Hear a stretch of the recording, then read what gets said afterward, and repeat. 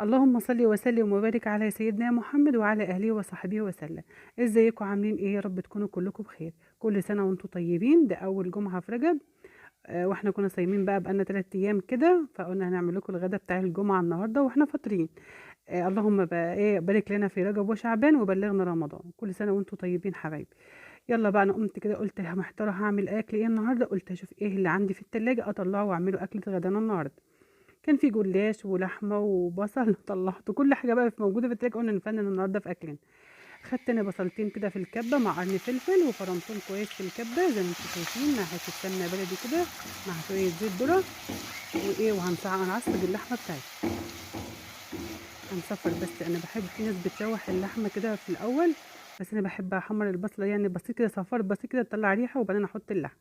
فانا بقى يعني ده مش نص كيلو قوي، يعني يعني نص كيلو، اقل من نص كيلو شويه وازيد من ربع كيلو. فانا هعصجهم اهوت. وكان عندي برضو الصلصه اللي كنت عاملاها معاكم فيديو قبل كده، طلعت كيس كده وايه، وهنحطه على اللحمه بتاعتنا. انا بحب اللي اعصج اللحمه بحط عليها صلصه. شايفين شكلها بيبقى شكلها جميل قوي، بتدي طعم حلو قوي. خلاص. معلقه تقع ولا ايه؟ خلاص كده يا حبايبي، هنعصج لحمتنا بقى وهنبهر. هنحط فلفل وسبع بهارات و... وبقى شوفي بهاراتك بقى اللي انت عايزه تحطيها بقى، وبهارات لحمه، وبقى تشكلي اكلك بقى انت عايزه ايه. اكلك يبقى حلو فبهاراتك تبقى احلى. ده بقى بهارات فراخ كده، مش فراخ يعني، بتبقى مشكله فلفل كمون ورق لورا، بتيجي كده جاهزه من عند العطار. والملح بتاعنا بقى ظبطي حدوقك برضو. وهنسيبها برضو ايه، بحب اللحمه تنشف عن كده شويه، ما تبقاش سايبه كده يعني يعني ايه زي ما انتم شايفين كده لسه فيها ميه. معانا بقى نص كيلو لحمه لخبطت نص كيلو لحمه ايه. معايا لفه جلاش، ده نص كيلو من اللي هو السايب دوت. انا بحب الجلاش السايب قوي جميل. فانت تغطيه عشان ما ينشفش منك، والنشف منك ما بيضرش بشيء، اعمليه برضه. هنجيب صينيه، انا بعمل بزيت زيتون، تبقى خفيف وكده عن السمنه وزيت الذره. انت عايزه تعملي زيت نباتي اعملي اي حاجه عندك متوفره اعملي. فانا عندي زيت ذره بعمل زيتون بعمل بيه. انا بقلق كده ليه النهارده كده ليه؟ عشان كنت صايمه ولا حاجه.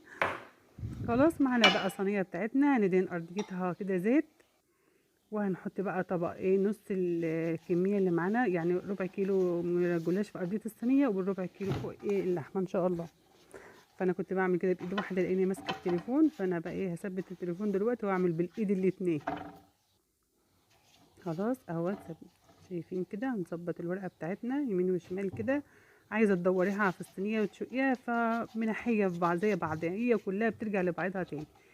فانا كده اهوت. كل رقين تلاتة كده بقوم ماسكه الفرشه بتاعتي كده، عايزاها زيت بسيط، ما تكتريش. خلاص اهوت. نزلي الحروف كده بتاعتنا الوش، ما تخافيش اهوت. وانتوا كلكم شاطرين وبتعملوا كل حاجه، بس احنا بنتشجع مع بعضنا كده. واللي ايه اللي فيها ناسي حاجه فانا بفكرها، واللي انا كنت ناسي حاجه انتوا فكرون. بنفضل نتعلم لحد اخر يوم في عمرنا والله. وساعات بنموت كمان واحنا ناقصنا علام. فاحنا بقى ايه، على قد ما نقدر اللي يعرف حاجه يقولها للتاني. انا عارفه بقول لكم انتوا مش انا مش عارفه حاجه وعملت حاجه مش مظبوطه، اكتبوا لي في الكومنتات. كومنتات واكتبوا لي وقولوا لي مثلا ايه انت عملت حاجه مش مظبوطه. ماشي. خلاص ناخد نص الكميه زي ما انتوا شايفين بقى. كل اتنين رقتين كده او تلاتة، واديني سمنه او زيت اللي يعجبك.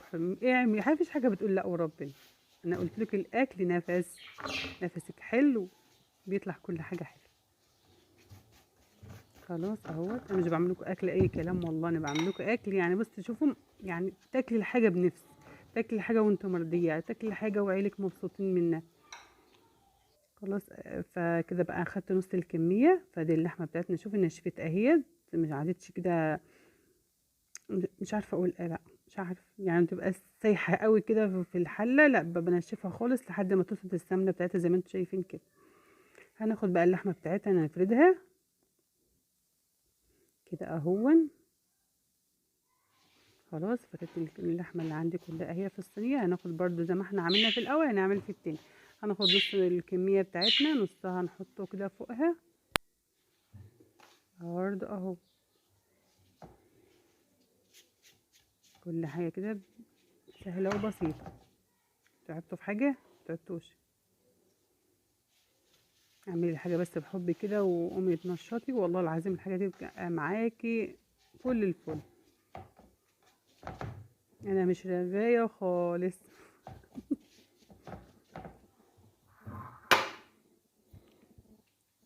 ما تكتري السمنه بس عشان خاطر ايه، احنا بقى داخلين على شهر رمضان وكل حاجه بقى في السمنه دي بتبوظ الدنيا عندنا.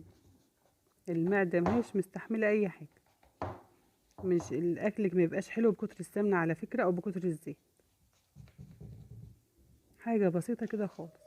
هاتي انت بقى تقطعي بقى الجلاش بتاعك زي ما انت عايزه، قطع بقى كبيره قطع صغيره، ده اللي انت بتحبيها او بتحب الشكل القطعه اللي انت معاكي كده، قطعيها على قد.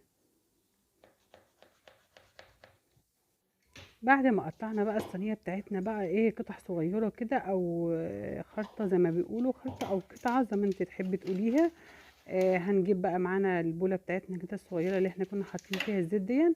هنحط كوبايه لبن كبيره مع بيضه مع شويه فلفل مع معلقه بيكنج باودر، وهتقلبي بقى البيضه كده لحد ما تفك في اللبن معاكي. خلاص كده هنشيل الفرشه بتاعتنا خالص، ما عدناش محتاجينها بقى، شكرا ايتها الفرشه. هنسقي بقى الجلاش بتاعنا اللبن ده كلته مع البيض، ما تخافيش حطي كلته مش هيجراله اي حاجه. خلاص حبايبي اهوت، هتبقى انت هتمشي كده عشان خاطر ايه الحروف او طراطيف الصينيه كده يشربوا من اللبن، متبقاش حته شاربه وحته مش شاربه. وهنسيبه 5 دقايق كده قبل ما نغرفه يكون شربت اللبن كله. هنجيب معانا كسرونه صغيره كده فيها شويه ميه، هنحط فيها شويه خل صغيرين او ربع كوبايه خل مع ليمونه وتعصريها كده. اقول لكم هنعمل بقى ايه دلوقتي. حط بقى لايك للفيديو وانت بتسمعي كده، وطماطمايه وشويه فلفل عشان ايه هنسلق فيها كبده الفراخ بتاعتنا. انا بعمل الخطوه ديت في الكبده بتاعه الفراخ، اما باجي اعملها لازم باخدها سلقه كده زي ما انتم شايفين، تحوش الزفاره بتاعتها وتعرفي تقطعيها كده ما تتفتفتش منك وتبقى جميله. خلاص هتاخد بس غلوه واحده، يعني ممكن بس ساعه ما الميه بس تعكر كده خلاص طفي عليها بقى، متخليهاش تغلي منك قوي. خلاص هتاخديها بقى وتصفيها وتغسليها تحت الايه الحنفيه.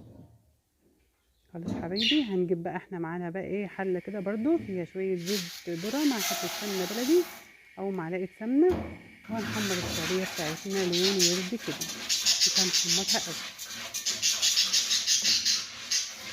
خلاص حط لايك وصلي بينا على سيدنا النبي كده في كومنت، واكتبي كومنت قولي اللهم صل وسلم وبارك عليك يا حبيبي يا رسول الله. بتاخدي عليها اجر الكتابه واجر ان انت صليتي على سيدنا النبي، يعني بصي الصلاه على النبي ما بتخسريش فيها اي حاجه، كسبانه من كل جميع الجهات. وانت بتقلي بقى الشعريه بتاعتك كده هنجيب ورقه لورا مع قرن فلفل مع بتاع دي بقى اسمها قرنفل مع كبيبه صيني وايه، واطلع ريحه كده حلوه قوي مع قرفه كأنك بتعملي رز بسمتي بالظبط. بصوا اللون ده حلو قوي كده، ما تحمريش الشعريه بتاعتك عشان ما تغمقش منك، وانتي بتحمري كده برده معلقه صلصه وحطيها على الشعريه. جربي الشعريه ديت زي ما انا بعملها لك اقسم بالله ما هتنسيها. سيبك بقى من اي طريقه شفتيها او عملتيها وجربي الطريقه بتاعتي. اكتر حاجه يا ستي انا حاسبك على جسم الشعريه. شايفين اهوت بعد ما الشعريه شربت من الصلصه كده، شايفين لونها ولا ريحتها تحفه. تحفه يا تحفه بجد، جميله جميله والله. عندنا شوربه كده كانت عندنا مرضتش ايه ان انا ارميها ولا حاجه، احتفظت بيها في التلاجة، ومكان تعصيقة اللحمه قمت مسخنه الشوربه فيها عشان لو فيها قطع لحمه ولا حاجه ايه تيجي تشرب. خلاص كل حاجه كده ايه ما تترميش اهوت. هتنتي بقى هتظبطي الشوربه بتاعتك. بصي يعني اديها بس صوبع كده شكل الرز بالظبط، الشعريه لسان العصفور بتعقدي لها زي الرز. شايفه بعد ما غلت اهيت هتقلبيها تقليبه وتوطي عليها النار لحد ما تتردد مع نفسها بقى، مع نفسك مع نفسي. لا انا مش بقف، بص هو انا بقي راح فين النهارده. انا بحس ان انا لما بتكلم لما بستعجل كده كاني بغني راب ومش عارفه انا بقول ايه. خلاص اهوت شايفينها اهيت. هنسيبها بقى تتردد كده، هتبقى مفرفره وجميله. هي لسه ما ترددتش دلوقتي على النار، سيبها بقى براحتها كده، نسيها بقى شويه 5 دقايق كده على النار. معايا طبق حماتي يلا رحمه الله عليها، فانا جبت فيه حته سمنه كده بلدي، وهنحمر فيه الكبده، ونحط بقى شويه فلفل مع شويه 7 بهارات وشويه ملح صغيرين، وهنحمر الكبده بتاعتنا. طعمها صغير كده بعد ما سلقناها، وهناخد التشويحه كده نحط السمنه.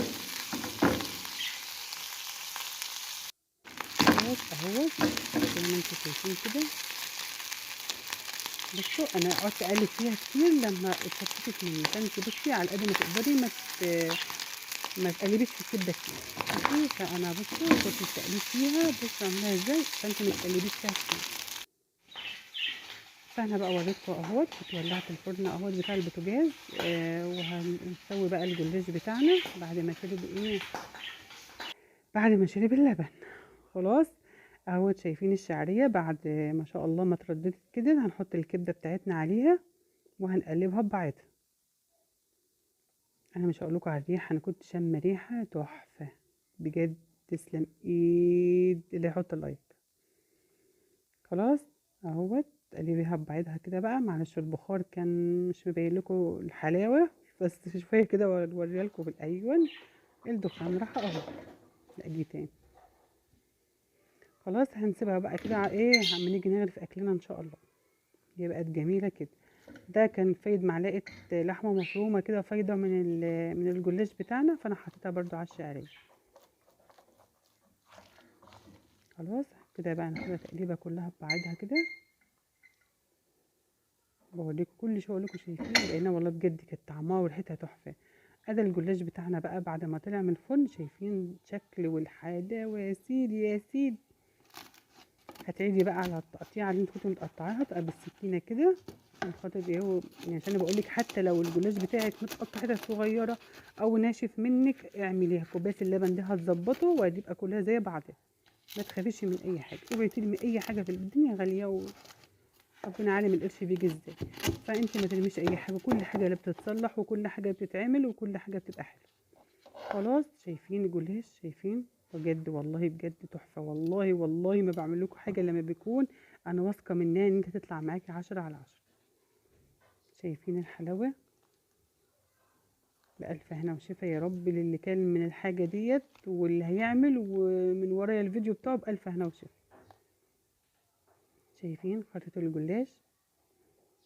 فانا بصور على قدي بقى، يعني ما كانش التصوير حلو او المونتاج حلو او ان شاء الله اجيب السبكي يعمل لنا المونتاج بتاعنا.